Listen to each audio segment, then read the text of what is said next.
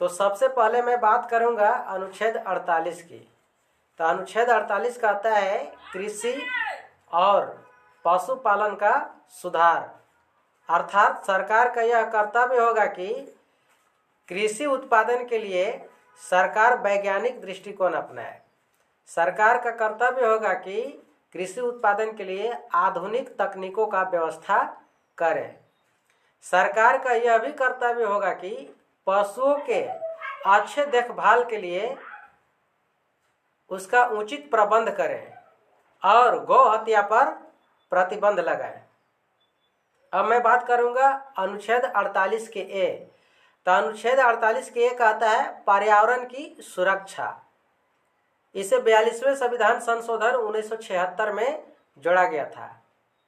इसमें सरकार को कहा गया है, यानी सरकार का कर्तव्य यह है कि पर्यावरण, वन्य और वन्य जीवों की रक्षा करें।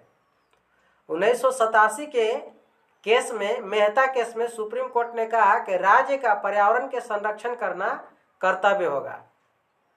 अब मैं अनुच्छेद 49 की बात करता हूं।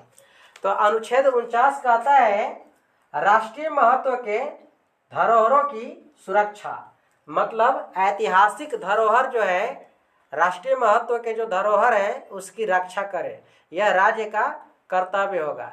जैसे ताजमहल, इंडिया गेट, लाल किला, इन सभी स्मारकों को रक्षा करना राज्य का कर्तव्य होगा। अब मैं अनुच्छेद 50 की बात करता हूँ।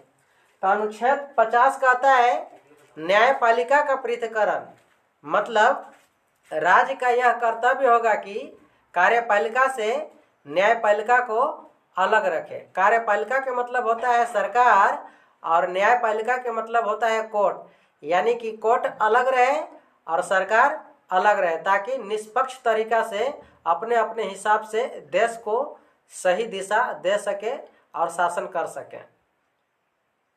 अब मैं अनुच्छेद 51 की बात करता हूँ। तो अनुच्छेद 51 कहता है अंतर्राष्ट्रीय शांति एवं सहयोग करना, मतलब राज्य का यह कर्तव्य होगा कि सुरक्षा, शांति और अच्छे संबंध दूसरे देशों के साथ स्थापित करें।